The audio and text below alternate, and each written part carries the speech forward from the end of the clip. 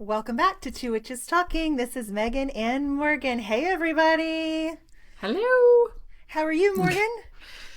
I'm good. How are you doing? I'm good. I'm excited for Halloween coming up. This is obviously we're recording the week of Halloween and Samhain. And then, just like, I don't know, November is so cozy. And I'm like in my sweater because I woke up and it was 51 degrees outside with a wind chill of 45. Oh my gosh. It was cold. Yeah. So we got a big old cold front coming through. And I don't know why or how, but it came through. Oh no, it was 61 when I went out for my walk today. That's and nice. But there was a very nice breeze. That's why I wasn't going to take a walk this morning, but then I saw the trees outside kind of just swinging. And I was like, oh, I like it. Mm-hmm. Yeah. That's the best. I know. It's like, oof. No, we've got that crazy wind that I don't know if y'all get there where it's just like it blows so hard that like the poor trees will just bend with it. Yep. But it's a cold wind. Oh. No, we don't. I don't know what a cold wind is now. Yeah. You just need to come out and visit me. Yeah. Well, today's episode is lots of fun because we've gone through our spooky stories and all that, but now we're talking about our favorite gemstones. So we actually have a bit of a show and tell situation this week. So if you're not watching the video, you should definitely hop over to YouTube or Patreon to at least see what we're talking about afterward. And yeah, we'll go from there. So do you want to go first? I do. I can. Okay. Or I can. Yeah. Okay. So the first thing to know about me is one of my absolute favorite gemstones to work with is fluorite. Mm-hmm. And people that listen to my podcast or like members of my coven know that I have fluorite on my desk. But when I say that I have fluorite on my desk, I brought 2 pieces off my desk, one off the altar behind my desk, and I left 2 other pieces of fluorite on my desk. Yep. So I have fluorite on my desk. You do. I do too, though. And I actually pulled a piece of mine, but there's one behind me still. Yeah, no. So for me, fluorite has always been my stone for focus. But I do have my personal favorite is the dark indigo fluorite, like the dark blue fluorite. But what I brought today, I'm sorry, I brought 3 pieces of fluorite off my desk and one off of my altar and still left 2. That's awesome. So the first one that I have is like, I don't know, it's like a raw point at the bottom, but it comes to a point at the top, and it is indigo fluorite. Yes, it's gorgeous. So it's really blue. This is actually one that I have another one at home, another 2 at home, I think. I use these for scrying. So I will sit there and just, if I need to have ideas, like, if I have like a block or something, that's the one I'll use for, I just kind of gaze into it, relax my mind, and then like see what ideas come to me. Behind my altar, I have pastel fluorite. Ooh, that's gorgeous. It's just so light. It almost looks like there's like neon gas in it, like very light. I don't know. That's really cool. Yeah. It's beautiful. That's the one I keep on my altar. And actually on my altar, I have a piece of pastel fluorite. And then on the other side, I have a piece of dark fluorite to keep the balance. Yeah. Also on my desk, I have a bunny fluorite sphere. So pretty. Which we sold these, I don't know, a few months ago. But bunny fluorite just has like little white, it looks like white fluffy inclusions in it. And then I have a piece, so this is black fluorite. So cool. This is one that I fell in love with, and I said, okay, when we sell these during a live, if this one sticks around for 1 month, I'm going to take it as my own. Nice. And it did. It did not sell during one of our lives, so I took it. But I just think it's really fun to see that like fluorite can come in so many different sizes. I mean, not sizes, of course, but like colors, They do all kinds. It's very easily carvable, so they can make little animals out of it. They can do all that. But that is my absolute go-to stone for focus and mental work. Yes. I love that. Well, since we're on fluorite, so I've got this beautiful flame that is just kind of your rainbow fluorite, which one guess where I got it. And then I also pulled out my indigo fluorite, which is I got one of the standing scrying stones, and in my opinion, I got the best one. So it's so pretty, but it sits up here on my little desk altar, and I just love it. So it's got this one polished side for scrying. You can see how reflective it is, but then it's just like, I don't know. There's something about fluorite. It's just like ocean energy trapped in stone. It just looks like water and waves to me. So, but yeah, fluorite's a big favorite of mine because purple's my favorite color. But also because I do love it for focus and a lot of the third eye energy. So, yeah. I have one of those indigo scrying stones as well, but it's always used for pictures. As background in pictures. Background. Yeah. Yeah. So I just leave it. Oh. I leave it on one of the, picture stations here in the office because I'm like, it always gets taken for pictures. Yep. Well, because they're gorgeous. Like, all the specimens you got for that sale were just like, but yeah, this one was one of the ones that, like, as I was doing the listings, I was like, Morgan, may I buy one? You're like, yep. Yeah. So yeah, I love it. So yeah, fluorite's a big one. One of my favorites that I've been obsessed with for a few years is prehnite. And this is one of the first pieces I got, a little tower. But I love this tower because somehow there's like a gravel bit in there. Can you see that? I don't, and I've tried to like get it out of there. I don't know how that got in there, why it's there. I didn't notice it till I got it home. I got this in person at Bewitched. But I just love, there's like a little druzy pocket in the top.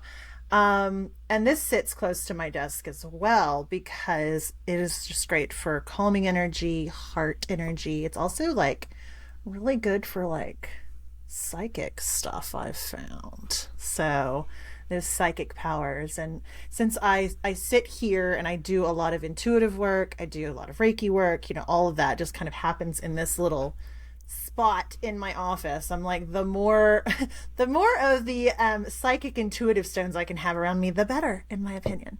But I've got that on a necklace, I've got bracelets, I've got a ring. Like, pretty much if it's prehnite, I'm like, ooh, gimme, and I have to stop myself from buying too much.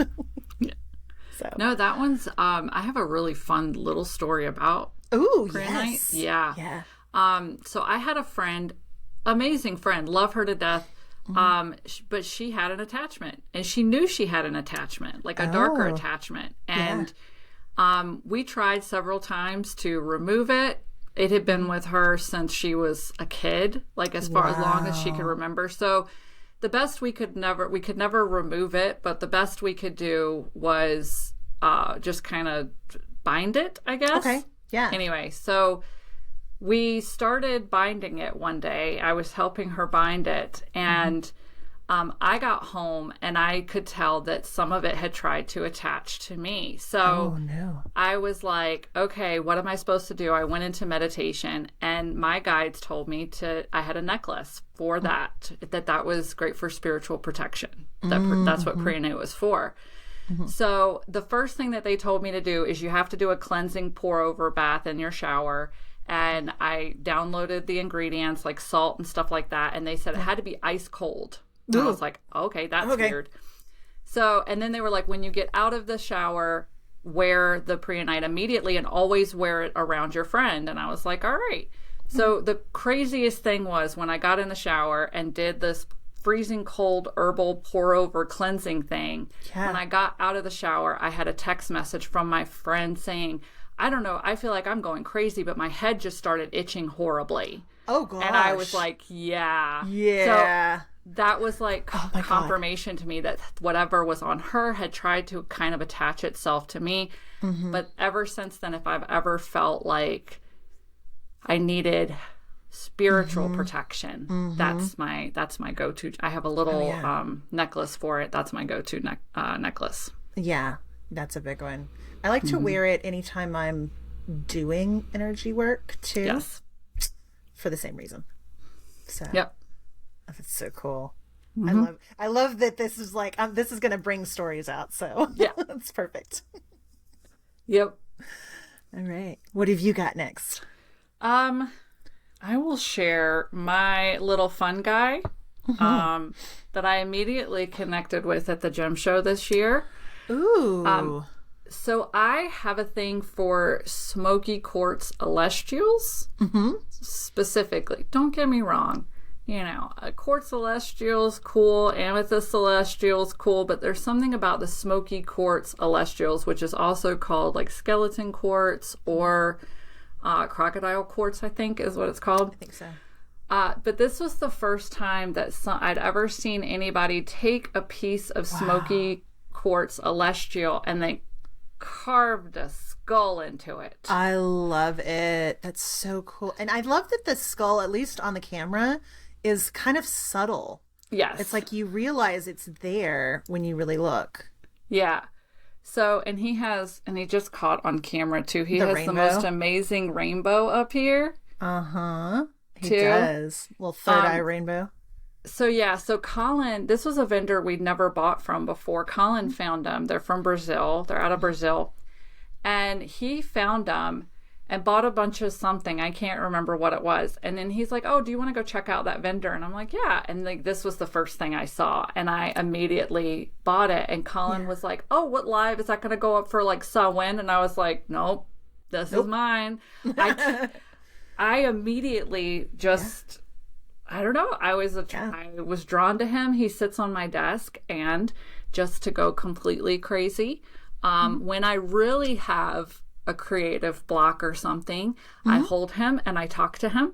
And then I say, that's what the ancient Egyptians, Mayans, Aztecs used to do with their skulls. They used them for divination. Essentially, they would tell their problem to the skull and then see what messages kind of popped into their head. So that's what I do with him, is we just have little conversations, and then I say, hey, this is a block. I need help removing this, or I need ideas, or da-da-da-da. And then I just set him down and let him do his work. I love that. That's amazing. So, yeah. That's so cool. Does he have a name? He doesn't. I've never named him. That's so funny. I know. No, I name everything. I name things that just come into the shop and then immediately go out again. Like, I don't know. He's never told me his name, I guess. Oh, well, that's okay. He just doesn't need a name. He's like, I'm fine. I'm me and you're you, and it's fine. Yeah. Well, the next thing I'm going to show actually has an interesting story from when you picked it up at the gym show, I guess last year, and it is my big old honking, almost as big as my head, purple jasper. I love this big boy so much, and I'm showing it for a couple of reasons. Like, first of all, just look at that color. That's insane. But it always sits behind me on my little setup back here. And people are like, what is that? Is it they think it's like a sculpture. They see shapes in it, which is cool. But you picked this up, if I remember correctly, put it in your cart. And I think this was one of those pieces that Colin's like, who's that for? And you're like, I don't know, somebody. And I was like, holy moly. And you're like, you got this dollar amount. This would take up about half of it. And I was like, it's mine.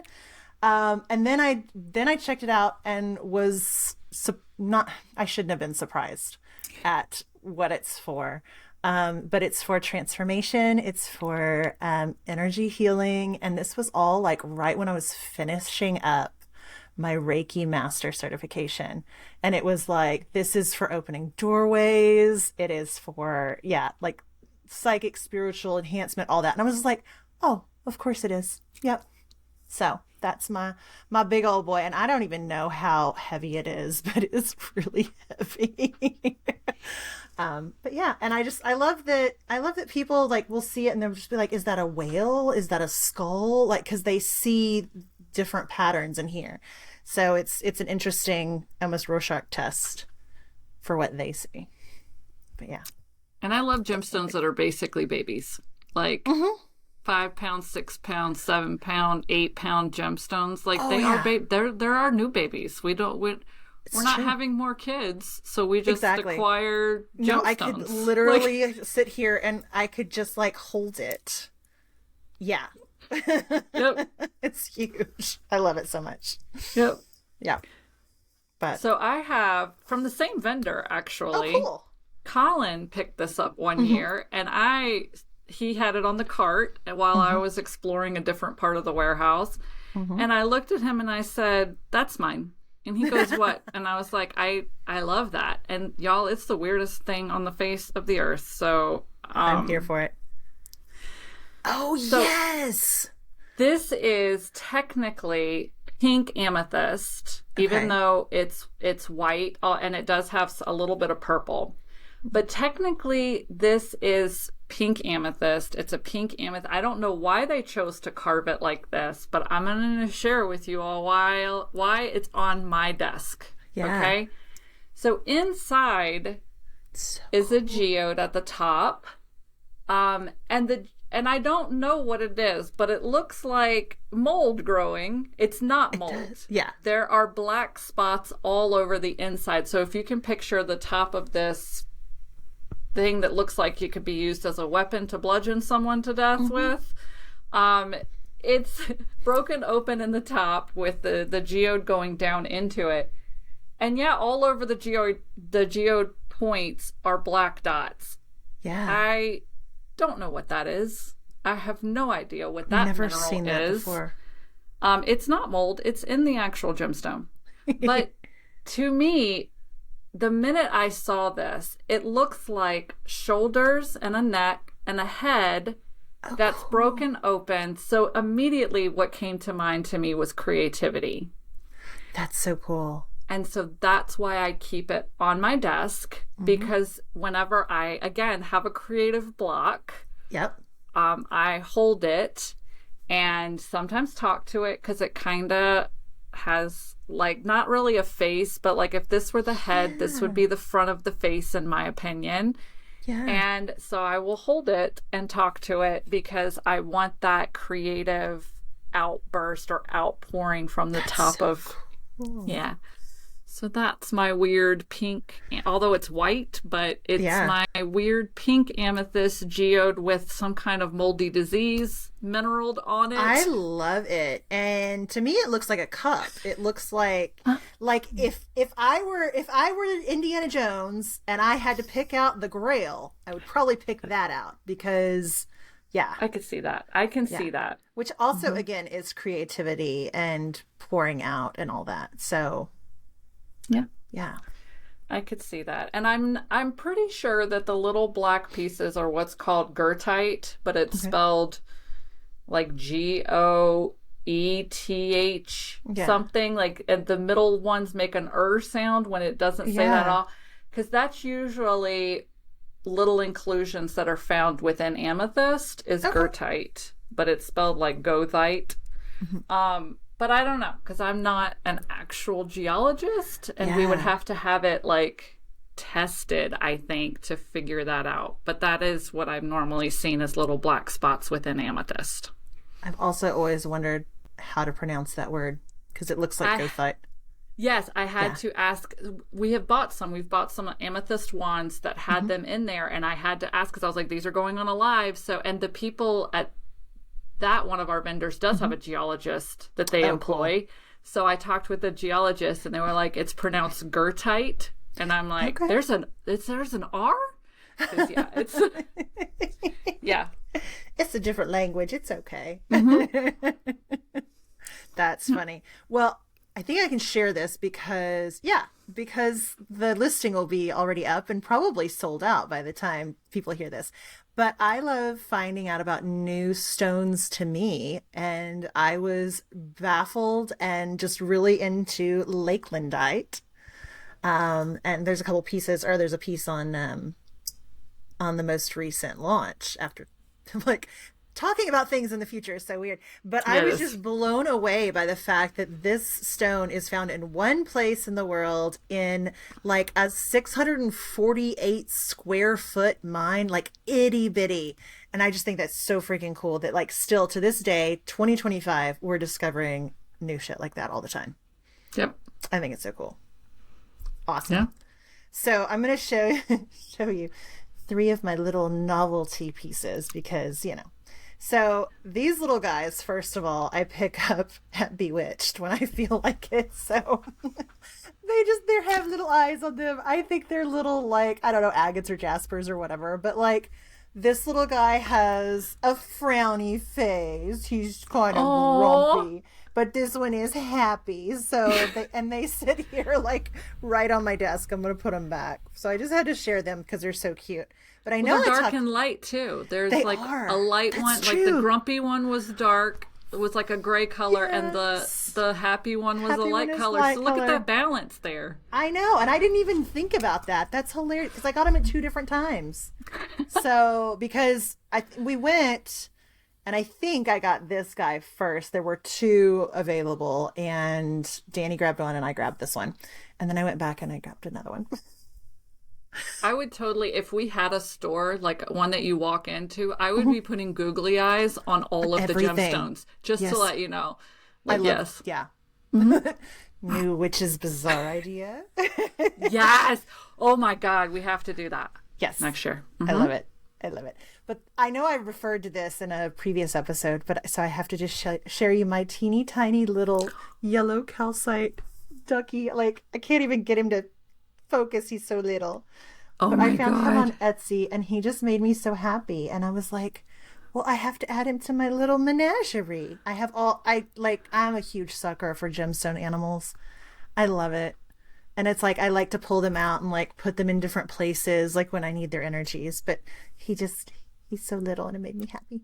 No, that makes me happy. I'm going to have to look for those at the gem show this year because they're flipping adorable. They're adorable. And he's got like, it's hard to see. Oh, wait, maybe it'll focus. Maybe. Oh, there we go. You can see he's got a little bill. He's got little eyes. He has little wings. Oh, he's so cute. So yeah, highly recommend. I love that. Everybody needs a tiny gemstone ducky. Yeah, Then you I can agree. be like Ernie. Yeah. Oh my gosh. Makes me happy. So I have silly gemstones too that make me happy. No, I love that. Yeah. I wear it almost every time. Actually, I've been wearing the same rings for the last few months. Yeah. But I do have a personal power gemstone, which is a bracelet I wear every day. It's morganite for obvious reasons. Yep. So I feel like, I don't even know. I know beside morganite, one of the properties is calming. I don't know any of the other properties of morganite off the top of my head because just for me, it's energizing. It's alignment because, of the name. Yeah. So I think everyone, once you find that gemstone, that definitely feel into it because it could have a reaction with your energy field that doesn't have the same reaction to anyone else. Yeah. And that's morganite for me is I mean, I guess it kind of calms me, but it's not a calming. It's more of like a grounding in my truth. Okay. Love that. That's probably a really good, that's why I call it my power gemstone. Yeah. That's kind of how I feel about tiger's eye. So yeah, I mean, I have my tiger's eye ring, which I love. And then I'm not wearing it today, but I normally have a tiger's eye bracelet on my arm. And yeah, I don't know. I've always been drawn to it. Even when I was a little kid, I had, that like bin of rocks that you could get at the mall and like fill up the little bag. I mean, who else started their witchcraft journey right there? Yeah. But tiger's eye was like always that one that drew me in. I just love the flash in them because it looks like velvet to me. And yeah, for me, it's both that like energizing, but like in a grounded, focused way, energy for me. So I feel that completely. And do you do like the red or the blue tiger's eye, or is it just like the regular brown gold tiger's eye for you mostly? So it's usually the gold, but I will say I did not realize when I picked up my tiger's eye bracelet, it actually has blue and red like mixed in, and it's like the most gorgeous bracelet. I love it so much. So yeah. I'm like, give me all the tiger's eye. Yep. Yeah. Do you have any more gemstones there to share? Oh, I did. I have one more. Yay. He was hiding back here. Hold on. I'm hoping that this one, let me find a good section. I'm hoping it shows up on camera. Oh, good. Ooh, it does.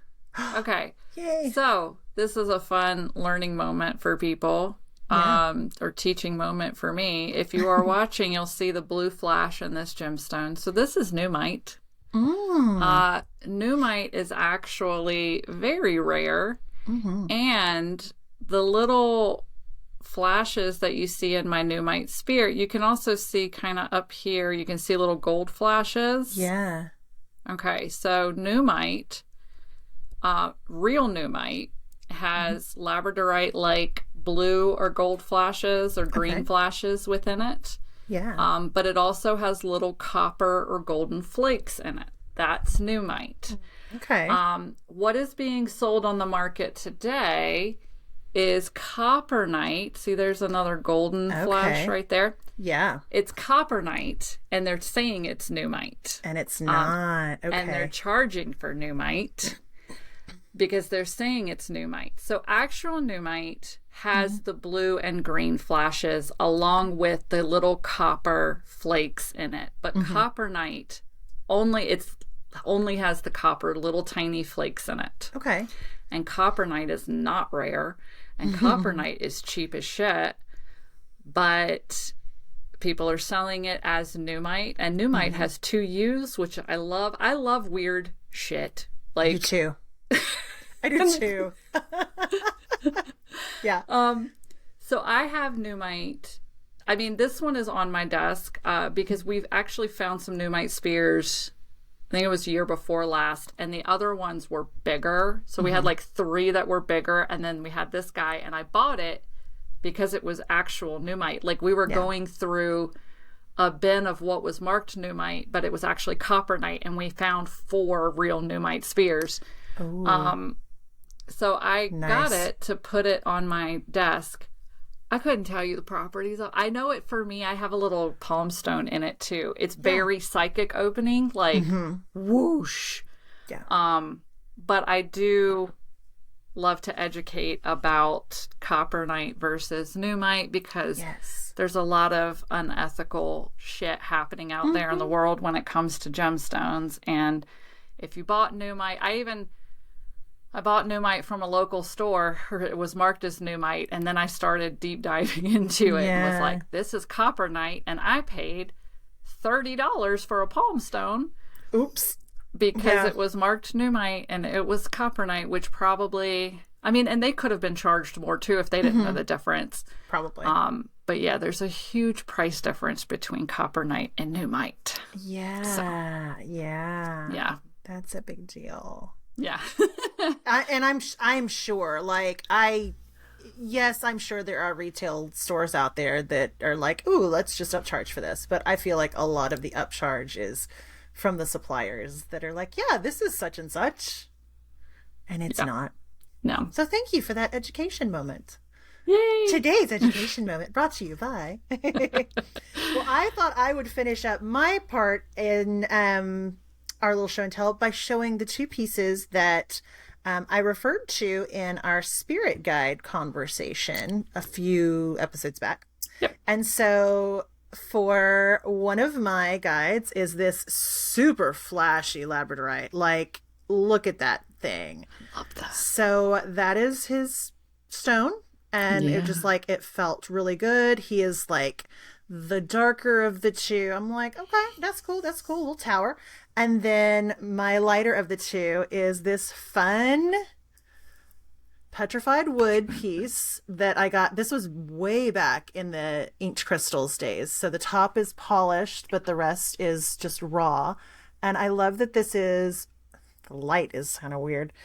it is just, it's perfect because like this guide is always dressed all in white. And so as soon as I saw this, I was like, it is grounding because it's that petrified wood. It's white. It's got this gorgeous polished top. So yeah, these two, they are in my cabinet and they are never used for any other purposes because those are for my spirit guides. But I thought it would be fun to show theirs today since I've talked about it before. Yeah, I love those. Thank you. All right. I think that's it. Yeah. All right. Cool. Yeah. Yeah, I love it. So we want to know y'all's favorite gemstone. I mean, you can tell us what you love about ours, but like, you know, do you love rose quartz? Are you big into fluorite? Like, what is your favorite jasper type? Moss agate, tree agate, like which one? So let us know in the comments because that would be really cool to learn that about y'all. So cool. All right. Do you want to pull a card for us? Yes. I use the Fluster deck, by the way. Yes. And I use the No Wrong Answers deck. We had somebody ask that on a comment, and I didn't know which card deck you meant. So apparently, too, which I just found buried in the bottom of the Fluster, I also bought the Fluster Laugh expansion, and I've never pulled from this. So let's have some fun today. I love it. I'm just going to pull this one right here.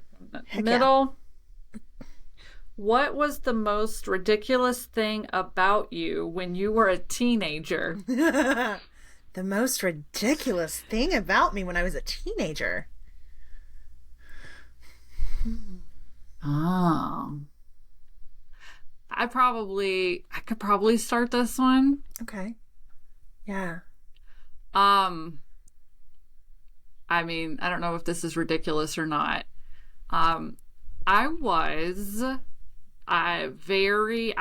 went by the rules a lot. I was very scared to break the rules.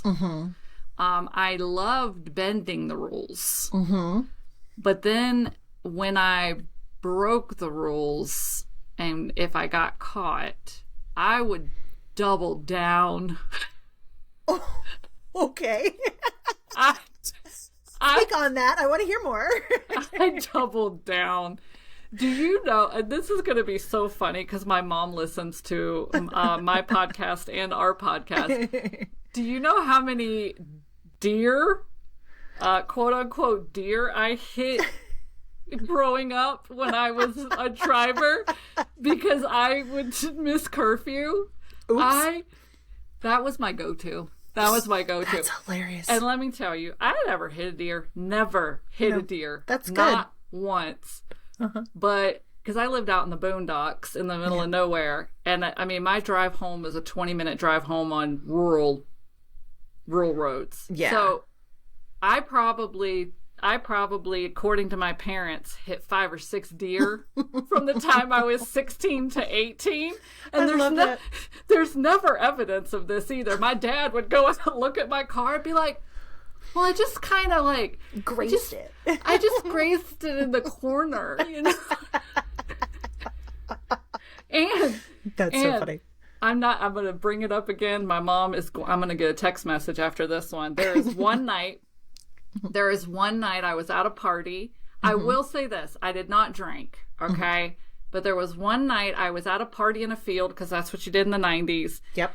And I was probably 2 hours late after curfew getting home.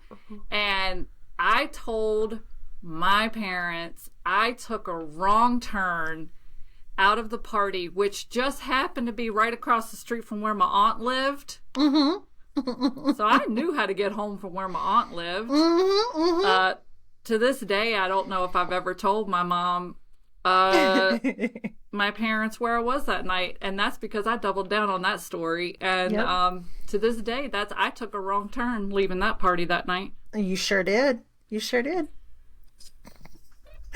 I love that. Okay, so I'm so distracted by your stories, which I love. Will you please read the question again? What was the most ridiculous thing about you when you were a teenager? Yeah. Yeah. I think we're kind of turning this into like rebellious because like you made me think of, okay, so I used to drive, I wish I still had this car. It was a 1973 Super Beetle VW Bug. loved this car. But like we had spent like the summer restoring it and all that. I would full on speed and I would full on play dumb blonde because I was blonde at the time. I dyed my hair blonde. It's like, did you know how fast you were going, ma'am? No, officer, I think my odometer's broken. Like, where, do you know where I could get that looked at? I literally asked a cop if he knew where I could get an odometer looked at because it's an old car and I'm just not sure it's working. He let me off with a warning. Yeah, he bought it. He bought it. He was like, yeah, it wasn't a quick car at the time, but he was like, yeah, there's a quick car just right over here. And, you can swing in. They probably look at it for free. And I did. Yep. I love that. Yeah. So I would totally use my car as an excuse for like, no, I had no idea. The odometer wasn't broken. The gas gauge was broken. So I had to be like very like mindful about how far I had gone, to make sure I didn't run out of gas anywhere. And I never did. But oh yeah, that odometer, that just, I don't know, man. It's totally broken. Don't know how fast I was going. I love that. Yeah. So just very ridiculous. And then of course, like I was like 90s goth kid. So, I had my Army Navy surplus boots that I wore with all of my dresses and things, which is just like super fashionable again. So there's like part of me that feels a little bit ridiculous about wearing it the first time. But now I'm like, no, we wore it the first time and people have brought it back. So that and the chokers that I've never been able to wear. I can't wear chokers. Ugh. Yeah, I used to work at Claire's, so yeah, especially the nylon ones yes. that were stretchy. Yeah, and I probably wore those. I mean, I was probably 18, 19 at the time when I wore those, but they were big. Oh yeah. Yeah, throughout 15, 16, 17, all in there. Yep, they're big again. No, I never did the goth, but I did do the little halter tops with the high-waisted pants that had the big-ass legs. Yes, I know those. Yeah, that was me as a teenager. So maybe I think everyone can look back at whatever they wore as a teenager and be like, that was a little ridiculous. Yeah, I'm gonna say low-rise jeans in the 90s were the worst, though. Like, what were any of us thinking? The ones that like below your hip bone. Yes. You bend over and you are mooning people. Yes, which is why you picked out your underwear based on your outfit because you knew it was going to show. Yeah, and thank God. The only thing I can say is Cisco's Thong Song came out after I was, I think it was like I was married or like 19 maybe. So I love the song. Never did that trend. I never did that fashion trend of the thong outside of your extremely low rise. No, I never did that one. So I never did it outside, but I would wear the thong so that when I bent over, that's what people saw, not like granny panties. Yeah. I saw the worst video the other day. It's a fashion girly and she's like, I found historically accurate 90s low-rise jeans, and it flashed to a guy about our age and he was like, historically accurate 90s jeans? I'll just go roll over in my grave now. Thank you for that historically accurate. No, I saw a girl on TikTok that was like, oh my God, guys, I found this vintage 90s authentic jean skirt at the thrift store. And I'm like, I had that jean skirt. Fuck you. Right. I know. Because she was like, it's vintage. And I'm vintage. Like, it's not vintage. Stop. Yeah. It might be a little retro, but it's not vintage. I know. It's when Nirvana started being played on the oldies station here in Dallas that I was like, screw y'all. Yeah. Screw you. No. So, on that lovely note, thanks so much for listening, y'all. Thank you for watching. Let us know what your favorite gemstones are and give us a follow on your favorite podcast app. Find us on Instagram at TwoWitchesTalking. Send us your spooky stories, your witchy stories, your strange encounters with UFOs or whatever to because that would be amazing. Yeah. to TwoWitchesTalkingPod at gmail.com, and come find us on our free Patreon, Two Witches Talking, and find us on the Ink Goddess Creations YouTube channel under podcasts. Thanks so much for listening, y'all. See you later. Bye.